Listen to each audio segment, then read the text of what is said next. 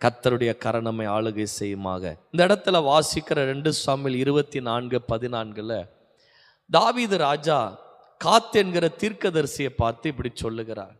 என்ன சொல்லுகிறார்னா, ஒரு நல்ல நமக்கு ஒரு பாடம் பாருங்க. இந்த இடத்துல தாவீது ராஜா என்னதான் ராஜ்யபாரத்தில் இருந்தாலும், ராஜாவாக அபிஷேகம் பண்ணப்பட்ட அந்த ஸ்தானத்தில் இருந்தாலும், பலருக்கு நீதி செய்யக்கூடிய ஆலோசனை கொடுக்கிற அனுபவங்கள் இருந்தாலும், பல நேரங்களில் சிக்கலான வழக்குகள் வரும்போது, யுத்தங்கள் ஏராளமாக இருக்கும்போது அதெல்லாம் ஜெயிக்கக்கூடிய திறமைகள், தந்திரங்கள், யோசனைகள் எல்லாம் இருந்தாலும், இப்போ காத் என்கிற அந்த ஆவிக்குரிய அந்த தீர்க்கதரிசிட்ட என்ன சொல்கிறான்னா, நமக்கு இப்படி ஒரு கொடிய இடுக்கன் வந்திருக்குப்பா, நம்ம என்ன செய்வோம்? தீர்க்கதரிசியை கர்த்தருடைய கரத்தில் விழுவோமாக.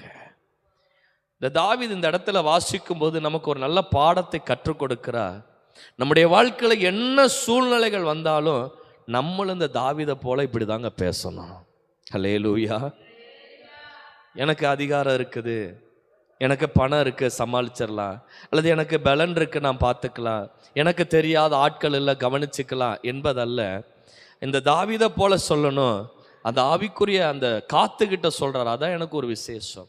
நம்ம மற்ற தேவ பிள்ளைகள்கிட்ட பேசும்போது கூட, அல்லது ஒரு ஊழியர்கிட்ட பேசும்போது கூட, நம்முடைய வாழ்க்கையில் நெருக்கங்கள் இருக்கும்போது கூட சொல்லணும், இல்லை பாஸ்டர், நான் கர்த்தருடைய கரத்தில் கொடுக்குறேன் அப்படின்னு சொல்லணும். ஒருவருக்கு ஒருவர் அப்படி பேசும் பொழுது, ஒரு ஆவிக்குரிய பிள்ளைகள்கிட்ட பேசும்போதோ மற்ற இடத்துல பேசும்போது, எனக்கு தெரிஞ்ச மற்றவர்கிட்ட பேசும்போது கர்த்தருடைய கரம் என்னன்னு அவங்களுக்கு தெரியாது. ஒரு ஆவிக்குரிய பிள்ளைகிட்ட நம்ம பேசும்போது நம்முடைய நெருக்கத்திலேயோ எந்த சூழ்நிலையிலும் நம்ம இப்படி தாவீதை போல பேச பழகணும். பாருங்க, அவனுக்குள்ள இருக்கிற ஒரு அனுபவம் பாருங்க. தீர்க்கதரிசி வந்தோடனே சொல்றாரு, ஒரு கொடிய இடுக்கன் தான், இந்த இடுக்கன் யாராலும் மாற்ற முடியாது, விலக முடியாது, உண்மைதான். ஏன்னா எங்கும் ஓடவும் ஒளியவும் முடியாத ஒரு சூழ்நிலை தான். அவன் சொல்றான், ஒரே ஒரு கரம் இருக்கு, கர்த்தருடைய கரம். அது ஹல்லேலூயா. இந்த உலகத்துல ஓடவும் ஒளியவும் முடியாத இடம் சூழ்நிலையின் மத்தியில் நம்ம கர்த்தர் கரத்தில் விழுந்தா நமக்கு ஒரு வழியை கர்த்தர் நிச்சயம் வச்சிருப்பார். ஆண்டவன் கர்த்தர் நிச்சயம் வச்சிருப்பார். இந்த தாவீதை போல நீங்களும் நானும் இப்படிப்பட்ட பாதையில் வரும்போது நம்ம பேசுகிறவர்களா இருந்தா நிச்சயம் நமக்கும் கர்த்தர் எப்படி இருப்பார்னா, அதே கரம் மேன்மையுள்ளதாய் நிச்சயம் நடத்துங்க. ஹல்லேலூயா. நம்ம இந்த நெருக்கங்கள் வரும் பொழுது நம்ம தாவீதை போல இப்படி பேசும். நமக்குள்ள இன்னைக்கு ஒரு வாஞ்சை வரணும், நானும் அப்படி ஆண்டவரே. ஏன்னா பாடுகள் வராமல் இருக்காது, இடுக்கண்கள் நெருக்கங்கள் வராமல் இருக்காது, சில வேளைகளில் சூழ்நிலைகள் வித்தியாசமாக இருக்காமல் இருக்காது.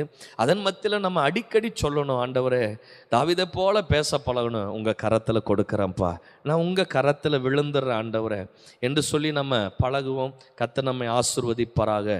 கர்த்தருடைய கரம் என்ன செய்யும் அப்படின்னா, இந்த காலையில் ஒரு 2 காரியத்தை வாசிக்கலாம். சோத்திரம். 1 ராஜாக்கள் புஸ்தகம் 18ஆம் அதிகாரம், 1 ராஜாக்கள் 18ஆம் அதிகாரம் 45, 46. ம் ம் ம் ம் ம் ம் எஸ்ரேலுக்கு போனான். கர்த்தருடைய கை எலியாவின் மேல் இருந்ததினால் கட்டிக்கொண்டு ஓடினான். கர்த்தருடைய கை எலியாவின் மேல் இருந்ததினால். இன்னைக்கு பார்க்க போறோம், கர்த்தருடைய கரம் அல்லது கர்த்தருடைய கை என்ன செய்யும்னா, ஆகாப் என்கிற ஒரு நபர் இருக்கிறார். ஆகாப் கிட்ட ரதம் இருக்கிறது, நல்லா ஓடக்கூடிய குதிரைகள் இருக்கிறது, அதிகாரம் இருக்கிறது, வேகமாய் ஓட்டிக்கொண்டு போகக்கூடிய பலத்த ரதம் பலம் எல்லாம் இருக்கிறது. ஆனால் ஆகாப்பு போறதுக்கு முன்பதாக எலியா ஓடினான்னு சொன்னா, அவனுடைய பலத்தில் அல்ல, கர்த்தருடைய கரம் அவனை ஓட வைத்தது. அப்படி ஹல்லேலூயா. அழகாய் ஒரு வார்த்தை சொல்லுகிறது, ஆகாப்புக்கு முன்பு என்ன செய்தானா, முன் ஓடினா. ஆகாப்பு போய் சேர வேண்டியதற்கு முன்பதாக, ஆகாப் போய் அடைவதற்கு முன்பதாக, ஆகா போய் அதை பெற்றுக்கொள்வதற்கு முன்பதாக, ஆகா போய் அந்த நன்மையை காண்பதற்கு முன்பதாக, ஆகா போய் அந்த ஆசீர்வாதத்தை சுதந்தரிப்பதற்கு முன்பதாக, ஆகா போய் அந்த இடத்தில் அவன் அனுபவிப்பதற்கு முன்பதாக கர்த்தருடைய கரம் உள்ளதான எலியா அந்த நன்மைகளை, ஆசீர்வாதங்களை எல்லாவற்றையும் அவன் சுதந்தரித்தான். ஹல்லேலூயா. தேவ கரம் நம்ம மேல இருந்தா ஆகா பல்லைங்க நம்மளை தான் சுதந்தரிக்க கர்த்தர் வைப்பார். நம்மளை தான் கர்த்தர் அந்த ஆசீர்வாதத்துக்குள்ள நடத்துவார். நமக்காக தான் தேவன் அந்த உயர்வை வைத்திருப்பார். நமக்காக தான் அந்த பலனை வைத்திருப்பார். நமக்காக அந்த மேன்மையை கர்த்தர் சுதந்தரிக்க பலன் கொடுப்பார். பாருங்க, ஆகா போய் அவன் அடைவதற்கு முன்பதாக அப்படின்னா ஆண்டவர் அங்கே இருக்கக்கூடிய ஆசீர்வாதத்தை என்ன கொண்டு போய் என்ன பண்றார்? கர்த்தருடைய கரம் இருக்கிற எலியாவை போய் பார்க்க வைக்கிறார். கர்த்தர் கரம் நம்ம கிட்ட இருந்தா நம்மளை உலக மனிதன் பார்க்கிற அந்த மேன்மைகளை விட நம்மளை தான் முதலாவது மேன்மையாலை பார்க்க கர்த்தர் நம்மளை வைப்பார். ஹல்லேலூயா, சோத்திரம். இன்னும் சொல்ல வேண்டுமானா அந்த ஆகாப் யாருன்னா ஒரு உலகத்தானை குறிக்குது. பாருங்க, பெயரளவில் வாழ்ற ஒரு மனுஷன். இவனும் இஸ்ரவேலில் இருக்கிற மனுஷன் தான். இந்த இஸ்ரவேலர்கள் ஆண்டவருடைய பிள்ளைங்க தான். ஒரு பெயரளவு இருக்கிற ஒரு கிறிஸ்தவன் இவன் என்று கூட சொல்லலாம். ஒரு உலகத்தானை போல வாழ்ந்து கொண்டிருக்கிறவன், மாம்சத்துக்கு இடம் கொடுத்து ஒரு மாம்சம் மனுஷனாக மாம்சத்தை சார்ந்து வாழ்கிற மனுஷன். அப்படியானா இந்த உலகத்தானை போல பெயரளவு கிறிஸ்தவனா இருக்கிற இவன் வாழ்க்கையில இவனை விட ஆண்டவர் யாரை முன்ன நடத்தினார்னா எலியாவை கர்த்தர் நடத்தினார். ஹல்லேலூயா. கர்த்தர் கரம் நம்ம மேல இருந்தா இந்த உலக மனிதனை நடத்து போகிறதை விட நம்முடைய ஓட்டத்தை ரொம்ப அதிகமாய் கர்த்தர் நடத்துவாருங்க. கர்த்தர் கரம் நமக்கு தேவைப்பாருங்க. ஆகாபுடைய ரதத்தை குறித்து சரித்திரம் சொல்லுகிறது, எகிப்தில் இருக்கக்கூடிய வேகமாய் ஓடக்கூடிய அந்த குதிரைகளை பூட்டினதான ரதம். அவ்வளவு வேகமாய் போகக்கூடியதை விட ஆண்டவருடைய கரம் இவனை நடத்தியிருக்கிறார். ஆனால் நம்முடைய வாழ்க்கையிலும் கூட பாருங்க, ஆனால் இந்த எலியா கிட்ட என்ன இல்லைன்னா ரதமும் இல்லை, குதிரை இல்லை, அதிகாரம் இல்லை. ஆனால் ஒன்னே ஒன்று மட்டும் இருந்துச்சு, கர்த்தர் கை அவன் மேல் இருந்தது. இப்போ நீங்களும் நானும் ஆண்டவர்கிட்ட ஒன்று கேட்கணும், ஆண்டவரே இந்த உலக மனிதனுக்கு முன்பதாக என் பிள்ளைகள் ஆசீர்வாதமாய் நிற்கத்தக்கதாக, அவங்க பெறுகிறதை விட என் பிள்ளைகள் மேன்மையானதை பெறத்தக்கதாக, அவங்க அடைகிறதான சுதந்திரத்தை விட என் பிள்ளைகள் அதிகமாய் பெற்றுக்கொள்ளத்தக்கதாக உங்கள் கரம் எங்கள் மேலே இருக்கணும் ஆண்டவரேன்னு கேட்கணும். ஹல்லேலூயா. அவன் போகிறதுக்குள்ளே இவன் பெற்றுக்கொண்டானா பலத்தால் அல்ல, கர்த்தர் கரந்தான். இந்த கரம் ஒரு தேவப்பிள்ளை மேலே இருந்துச்சுன்னா ஒருவேளை உலக மனிதன் பெற வேண்டிய அந்த நன்மைகளை விட தேவஜனம் பெற்றுக்கொள்ளுங்க. இந்த கரத்தினுடைய மகிமையை மேன்மையை உணராதனால தான் எத்தனையோ இடங்கள்ல பாருங்க, தேவப்பிள்ளை இருக்க வேண்டிய இடங்கள்ல இன்னைக்கு உலகத்தான் நின்று கொண்டு இருக்கிறான், உலக மனிதன் நின்று கொண்டிருக்கிறான், உலகத்துல மாம்சத்தை சார்ந்தவன் நின்று கொண்டிருக்கிறான். ஏங்க அப்படி இருக்கிறான்னா கர்த்தர் கரம் அவன் மேல் இராதனா. இன்னைக்கு நம்ம ஜெபிக்கணும், நம்ம ஆண்டவர்கிட்ட விரும்பணும், வாஞ்சிக்கணும். ஆண்டவரே உங்க கரை எங்க பிள்ளைகள் மேல அமரட்டும், ஆண்டவரே உங்க கரை என் கூடாரத்தின் மேல அமரட்டும். உங்க கரை எங்க மேல இருந்துச்சுன்னா அவன் பெற்றுக்கொள்வதற்கு முன்பதாக, அவன் ஆசீர்வதிக்கப்படுவதற்கு முன்பாக கர்த்தர் நமக்கு அந்த ஆசீர்வாதத்துக்கு நேராய் தேவன் நடத்துவார். ஹல்லேலூயா. இங்கே வாசிக்கும் போது சொல்லுகிறது என்ன ஆனதாம், கர்த்தருடைய கை எலியாவின் மேல் இருந்ததுனால இன்னும் அவன் தன் அறையை என்ன செய்து கொண்டானா கட்டி கொண்டான். இது ரொம்ப ஆச்சரியமான ஒரு வார்த்தை பாருங்க. எலியா பார்த்தீங்கன்னா ஒரு தேவ பிள்ளை பாருங்க, ஆண்டவருடைய மனுஷன், ஒரு ஆவிக்குரிய மனிதன், ஆண்டவரை சார்ந்து நம்பி வாழ்கிற மனுஷன். ஆகாப்பு அப்படியெல்லாம் கிடையாது பாருங்க. ஆனால் ஆகாப்பு கிட்ட எல்லாமே இருக்கிறது, எலியாவை கிட்ட ஒன்றும் இல்லை. இப்போ தேவ கரம் இருந்ததுனால அவன் சோர்ந்து போகலை, அவன் அறையை இன்னும் என்ன செய்கிறான்னா பலமாய் கட்டுகிறான். அறை என்று சொல்லும்போது சோத்திரம், இன்னும் அவனுடைய ஜப வாழ்க்கை இன்னும் அதிகரிக்குது, அவன் வாழ்க்கையில் இன்னும் அவனுடைய பரிசுத்தம் அதிகரிக்கிறது, இன்னும் அவன் வாழ்க்கையில் தேவ பக்தி அதிகரிக்கிறது. ஓடுறதுக்கு இப்போ ஆயத்தமாக இருக்கிறவன் அறையை நல்லா கட்டிக்கிட்டு இப்போ ஓடுறான் பாருங்க, சோர்ந்து போகலை. கர்த்தர் கரம் வந்த உடனே அவன் வாழ்க்கையில் அறையை என்ன செய்கிறான்னா பலமாய் கட்டுகிறான். கர்த்தர் கரம் நம்ம கிட்ட இருந்துச்சுன்னா நம்ம வாழ்க்கையிலும் நம்முடைய வாழ்க்கையில் ஆவிக்குரிய வாழ்க்கையில் எது எது கட்ட வேண்டுமோ அதையெல்லாம் கட்டக்கூடிய அந்த சிந்தைக்கு அந்த வழியில் கர்த்தர் கரம் நம்மை நடத்தும். ஹல்லேலூயா. கர்த்தர் கரம் பெற்றுக்கொண்ட பிள்ளைகள் அதை பலப்படுத்துறதுக்கு தீவிரிப்போம் பாருங்க. ஏன்னா இப்போ ஓடுறவன் அறையை கட்டி கொண்டு ஓடணும். அரை தளர்ந்து இருந்துச்சுன்னா ஓட்டம் சரியா ஓட முடியாது. கர்த்தர் கரம் இருக்கிற ஒரு தேவ பிள்ளை கொஞ்சம் அவங்கள நிதானிச்சு பார்ப்பாங்க. என்ன நிதானிச்சு பார்ப்பாங்கன்னா, எது என் வாழ்க்கையில் குறைவாக இருக்குது, ஓடுவதற்கு எது தடையாக இருக்குது, ஓடுவதற்கு எது என் வாழ்க்கையில் இன்னும் சரியில்லாது இருக்குது என்று பார்த்து அதை சரி செய்து அதை கட்டி கொண்டு ஓடுவாங்க பாருங்க. அப்படி ஓடும்போது தான் ஆகாப்புக்கு முன்பதாய் போகக்கூடியதான ஒரு கிருபைக்கு கர்த்தர் நடத்துகிறார். ஹல்லேலூயா. கர்த்தர் கரம் இல்லை அப்படின்னா இல்லாத தேவ பிள்ளைகளை பாருங்க, தங்கள் அறை எப்படி இருந்தாலும் பரவாயில்லன்னு ஓடுன்னு நினைப்பாங்க. ஆண்டவர் இந்த காலையில் என்ன சொல்றாருன்னா, அறை கட்டப்பட்ட ஒரு மனுஷனாய் மாறினான். இதை இப்படி சொல்ல முடியும், அந்த மனுஷனுக்கு முன்பதாக எலியா என்ன ஆகலை அப்படின்னா கூனி குறுகி போகி இருக்கவே இல்லை. அல்லேலூயா. ஏன்னா எலியா தான் சொல்றாரு, என்ன சொல்றாருன்னா, மழை வரப்போது, உன் ரதத்தை ஆயத்தப்படுத்தி கொண்டு நீ என்ன செய்து போய்விடுன்னு சொல்றான். இப்போ ரதத்தை ஒரு பக்கம் ஆயத்தப்படுத்தி எல்லாம் பூட்டி வைத்து மேலே ஏறி கொண்டிருக்கிற ஆகாப்புக்கு என்பதாக நிற்கிற எலியாவை பார்த்தா ஆகாப்பு என்ன நினச்சிருப்பான்னு நினைக்கிறீங்க? என்ன சொல்கிறான், இவன் எப்போ வந்து சேர போகிறானோ இல்லைங்களா? நம்ம கண்ணு முன்னாடி கொண்டு வந்து நிறுத்தினா ஒரு பக்கம் ரதத்தை ஆகாப்பு எல்லாம் ஆயத்தப்படுத்தி ஏறி கொண்டிருக்கிறான். பெருமழை வருது, தடை செய்யக்கூடாதுன்னு இந்த எலியாவை இப்போ கேட்குற, எலியா எங்கப்பா போகிற? ஆண்டவர் இஸ்ரவேலுக்கு போக சொல்ல. எப்பா ரதத்தில் நான் போக இருக்க, நீ சும்மா இருக்கிற. அவன் சோர்ந்து போல பாருங்க. ஒருவேளை இப்படி இருக்கலாம், எலியா அவனை பார்த்து அவனுக்கு எல்லாமே இருக்குது, ரதம் இருக்கு, குதிரை இருக்கு, நான் எப்படி ஓட போறேன்ற அந்த சோர்வும் வரல, அந்த பலகீனத்துக்கு இடம் கொடுக்கல. ஏன்னா கர்த்தர் கரம் இருந்துச்சுன்னா பலகீனத்துக்கு ஒரு இடமே இருக்காது. ஹல்லேலூயா. அவன் வாழ்க்கையில குறைவுகளுக்கு ஒரு பெரிய குறைவா அவன் நினைக்கவும் மாட்டான். ஏன்னா தேவ கரம் குறைவுகளுக்கும் மேலாக செயல்படக்கூடிய கரம் அது. ஹல்லேலூயா. கர்த்தருடைய கரம் ஆகாபுடைய ரதத்தை ஓடுகிறதை விட நம்மளை வேகமாய் ஓட வைக்கும். இன்னைக்கு உலகத்துல சில நல்லா படிச்சிருப்பாங்க, நமக்கு எதுவும் படிக்க தெரியாது இருக்கலாம், அவங்கள விட மேலாக நம்மளை ஆசீர்வாதத்தில் வைக்கக்கூடியது எதுனா தேவ கரம் தாங்க. ஹல்லேலூயா.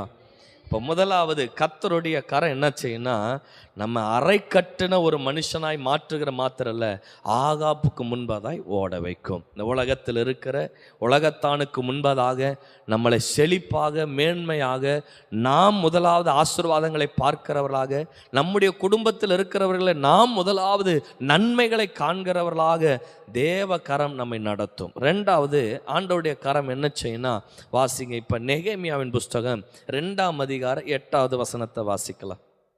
நெகேமியா 2:8.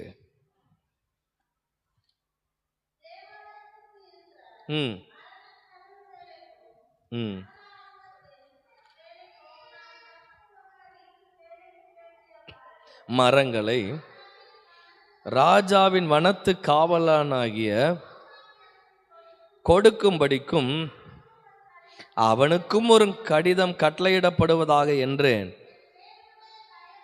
என் தேவனுடைய தயவுள்ள கரம் என் மேல் இருந்தபடியால் எனக்கு கட்டளையிட்டார். ரெண்டாவது கர்த்தருடைய கரம் எப்படிப்பட்டதுன்னா தயவுள்ள கரம். நெகேமியா சொல்றாரு, இப்போ அலங்கத்தை கட்டுறதுக்கு ராஜா கிட்ட பர்மிஷன் வாங்கி எத்தனை நாள் ஆகணும் ராஜஸ்திரி கேட்க, அவன்லாம் பதில் சொல்லிவிட்டு இன்னென்னது நான் வேண்டும் போக வேண்டும் என்று இருக்கும்போது அவன் கேட்குறான், ஆலயத்தை கட்ட, அரண்மை என்னுடைய வீடுகளை கட்டுவதற்கு பல பல வேலைகளுக்கு மரங்கள் தேவையாக இருக்கிறனால வனத்தின் காவலனாகி ஆசாபிடத்தில் ஒரு கடிதம் தாருன்னு கேட்கும்படி என்ன செய்தானா சொன்னேன். நான் என் தேவனுடைய கரம் தயவுள்ள கரம் இருந்ததுனால எல்லாவற்றையும் ராஜா எனக்கு என்ன செய்தாரா. தயவுள்ள கரம் பாருங்க, தயவுள்ள கரம். தயவுள்ள கரம் நம்ம கிட்ட இருந்தா கேட்டதெல்லாம் ஆண்டவர் நமக்கு தருவார் அவர். ஹல்லேலூயா. தயவுள்ள கரம் இருந்தா உலகத்துல சொல்லுவாங்க பாருங்க, நீ தொட்டதெல்லாம் என்ன இருக்குது பொண்ணா. தயவுள்ள கரம் இருந்துச்சுன்னா அது நடக்குங்க. ஹல்லேலூயா. தேவ தயவுள்ள கரம் நம்ம கிட்ட இருந்தா பொழிஞ்சு போன ஒரு தொழிலாக இருந்தாலும் அந்த கரத்தில், அதாவது அதை செய்வதற்கு நம்ம கரம் போகும்போது தேவ தயவுள்ள கரம் நம்ம மேலே இருந்தால் பொழிஞ்சு போன அந்த வியாபாரம் கூட தேவன் இன்னும் பலப்படுத்த வைப்பார் அவர். ஒருவேளை அந்த ஒரு வித்தியாசமான ஒரு சூழ்நிலைகள் இருக்கலாம், தயவுள்ள கரம் நம்மகிட்ட இருந்துச்சுன்னா நம்ம வாழ்க்கையில் எப்படி அது இருக்குன்னா ரொம்ப ஆசீர்வாதமாக இருக்கும் பாருங்க. இந்த தயவை குறித்து அப்படி சிந்தித்து கொண்டு இருக்கும்போது ஆண்டவர் சில காரியங்கள் அப்படியே வேதத்திலிருந்து காண்பித்தார் பாருங்க. தயவுள்ள கரம் ஒரு மனுஷன் மேலே இருக்கும்போது அவன் வாழ்க்கையில் பாருங்கள் என்னெல்லாம் நடக்குதுன்னா, உலகத்தில் 2 தயவு உண்டு. ஒன்று தேவனுடைய தயவு நமக்கு வேண்டும், இன்னொன்று மனுஷருடைய தயவு வேண்டும். இது 2 எங்கே இருக்குன்னா கர்த்தர் கரத்தில் தான் இருக்குது. ஹல்லேலூயா. வானம் வார்த்து கொண்டு இருக்கிறவன் நெகேமியாவை பார்த்து ராஜா கேட்குறாரு, என்னப்பா முக துக்கமாக இருக்குது. அவன் உடனே பதில் சொன்ன உடனே, சரி நீ போய் கட்டிட்டு வான்னு அடிமையாய் வந்த சிறைப்பட்டு வந்தவனை அதிகாரப்படுத்தி அவனுக்குள்ள அந்த அவனுடைய பிதாக்கள் கொண்டு வந்ததான வெள்ளி பொண்ணெல்லாம் திரும்ப கொடுத்து அனுப்புகிறாங்கன்னா தேவ தயவு இல்லாமல் இது என்ன பண்ணியிருக்காது, நடந்திருக்காது. அவன் வருகிற வழியில் இவன் யாரையெல்லாம் பார்க்கிறானோ, எந்தெந்த செக் போஸ்டெல்லாம் கடந்து வருகிறானோ அங்கேயெல்லாம் தேவன் ஒரு தயவை கொடுத்து அவனை அற்புதமாய் நடத்துகிறாங்கன்னா அந்த மனுஷ தயவு எதன் மூலம் வந்ததுன்னா கர்த்தருடைய கரம் இருந்ததுனால. ஹல்லேலூயா. அப்போ இந்த உலகத்தில் தேவ தயவும் நமக்கு வேண்டும், மனுஷர் தயவும் வேண்டும். தேவ தயவு நமக்கு இருந்தால் நம்ம ஆசீர்வாதமாக இருப்போம், மனுஷர் தயவு இருந்தாலும் ஆசீர்வாதமாக இருப்போம். இந்த 2 தயவுக்கு என்ன வேணும்னா தயவுள்ள கரம் நமக்கு வேண்டும். ஹல்லேலூயா. தேவனுடைய தயவுள்ள கரம் ஒரு தேவ பிள்ளை மேல் இராமல் தேவ தயவை எதிர்பார்க்க முடியாது. அல்லது மனுஷர் எனக்கு தயவு செய்யணும்னு நினைச்சா கூட நினைக்கவும் முடியாது. ஆண்டவருடைய தயவுள்ள கரம் நம்ம மேலே அமரணுங்க. அப்போ இதை வாசிக்கும் போது ஆண்டவர்கிட்ட பலவிதமான கரங்கள் வச்சிருக்கிறார் ஆண்டவர். ஹல்லேலூயா இல்லைங்களா. இப்போ நெகேமியா வாழ்க்கையில் தயவுள்ள கரத்தை நீட்டி இருக்கிறார். அந்த தயவு என்ன அப்படின்னா வாசிங்க சில வசனத்தை. ஆதியாகமத்தின் புஸ்தகம் ஸ்தோத்திரம் 39ஆம் அதிகாரம், ஆதியாகமம் 39 4வது வசனத்தை வாசிங்களேன். யோசேப்பினிடத்தில் தயவு வைத்து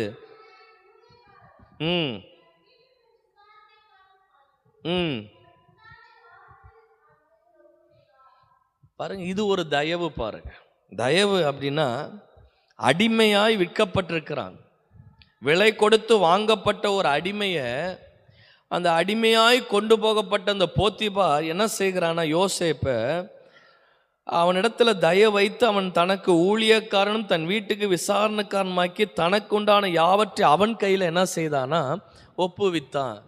ஒரு அடிமை என்கிறதான நிலையில் இருக்கிற யோசேப்பை தன்னுடைய வீட்டு விசாரணை யாவற்றுக்கும் அதிகாரியாக மாற்றுகிறார் என்று சொன்னால், அதாவது தயவு என்பது என்னன்னா நமக்கு முடியாத தகுதி இல்லாததை தேவன் நமக்கு கொடுத்து நம்ம நடத்துகிறார ஒரு பாதையில், அதுதான் தேவ தயவு. ஹல்லேலூயா. நம்ம வாழ்கிறதுக்கே தகுதி இல்லை, ஆனால் இன்றைக்கி வாழ வைக்கிறார்னா அந்த தயவு, இரக்கம், கிருபை அதெல்லாம் ஒன்று தான். ஹல்லேலூயா. நம்முடைய வாழ்க்கையில் ஒருவேளை நம்முடைய பிள்ளைகள் ஒரு வேலை செய்கிறதுக்கான தகுதி கிடையாது, ஆனால் அந்த பிள்ளைகள் பாருங்கள் அதிகமான ஒரு நல்ல உயர்வுக்கு கர்த்தர் நடத்துகிறார், அதுதான் தேவன் தயவு. அடிமையோட வேலை என்ன, வீட்டில் உட்காந்துருக்கணும், சொல்கிறத செஞ்சுட்டு. இப்போ இவன் சொல்கிறத செய்கிறாளா இல்லை, இவன் அநேகரை சொல்கிற அளவுக்கு மாற்றி இருக்கிறார்னா தயவு தாங்க அது. இப்போ தயவு ஒரு தேவ பிள்ளை வாழ்க்கையில் எப்படி செயல்படுகிறதுனா, நம்முடைய வாழ்க்கையில் அடிமையாக அவன் இருந்தாலும் அதிகாரப்படுத்தி கர்த்தர் நடத்துகிறார் அவர். ஹல்லேலூயா. இந்த தயவு இருக்கிற ஒரு மனுஷன் வாழ்க்கையில் அவன் எங்கே போனாலும் எப்படி இருப்பான்னா அவன் ஒரு வித்தியாசமான மனிதனாக தாங்க இருப்பான். இப்போ இங்கே அடிமையாய் வந்த இவன் வாழ்க்கையில் அதிகாரமுடையவனாக ஆண்டவர் மாத்துறாரு தயவுனால. அதே சிறைச்சாலைக்கு தள்ளப்பட்ட சூழ்நிலையில் கூட 21வது வசனம் சொல்லுகிறது, வாசிங்களேன். 20 இருந்து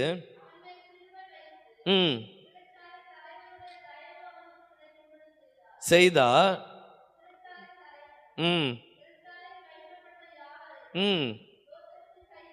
இப்போ தயவு இவனுக்கு அதுக்கான ஒரு பாத்திரமே கிடையாது, அப்படிதான் சொல்லணும். ஹல்லேலூயா. அங்க இருக்கக்கூடிய சிறை கைதிகளெல்லாம் இவன் கரங்களை ஒப்புவிட்டு எல்லாம் நீ பார்த்துக்கப்பா மேனேஜ் பண்ணுன்னு சொல்ற அளவுக்கு இவன்ட்ட என்ன கிடையாது, தகுதி கிடையாது. 30 வெள்ளிக்காசுக்கு விற்கப்பட்டவன் அங்கே எவ்வளோ விலை கொடுத்து போத்திபார் வாங்கின கொண்டு வந்தவன தன் வீட்டில் எல்லாருக்கும் அதிகாரியா ஊழியக்காரனா வச்சிருக்கிறதுக்கு, இவன் அப்படிப்பட்ட பட்டங்களை பெறுவதற்கு இவன்ட்ட என்ன கிடையாது, தகுதி கிடையாது. அப்ப தகுதி இல்லாத ஒருவங்களை தகுதிப்படுத்துகிறது எதுனா தேவனுடைய தயவு, அந்த கரம் தான். ஹல்லேலூயா. அப்ப அந்த கரம் நம்ம மேல வந்துட்டா, இந்த உலகத்துல யாரெல்லாம் நம்மளை பார்த்து தகுதியே இல்லைன்னு சொல்றாங்களோ அவங்க முன்னாடி நம்மளை உயர்த்தி கொண்டே அது போகும், அது மேன்மைப்படுத்தி கொண்டே போகும், நம்மளை பெருக பண்ணி கொண்டே போகும், நம்மளை வளர பண்ணி கொண்டே போகும். தேவ தயவுள்ள கரம் நம்ம மேல இருந்தா. ஹல்லேலூயா. அப்போ ஒன்று, தகுதி இல்லாதவனுக்கு கொடுக்கப்படுகிற பேர் தான் என்னது? தயவுங்க. எல்லாத்தையும் அவங்கிட்ட விசாரிக்கும்படி ஒப்பு கொடுக்குறான். இவனா எங்கேயும் போய் என்ன பண்ணலன்னா கேட்கல. எங்கேயாவது யோசேப்பு போய் எனக்கு கொஞ்சம் 4 பேரை என் கைக்குள்ள வேலைக்கு கொடுங்கன்னு கேட்டானா, அல்லது 4 பேரை நான் விசாரிக்கிறேன்னு கேட்டானா? இல்லை, எல்லாத்தையும் கொண்டு வந்து கொடுக்குறாங்க பாரு.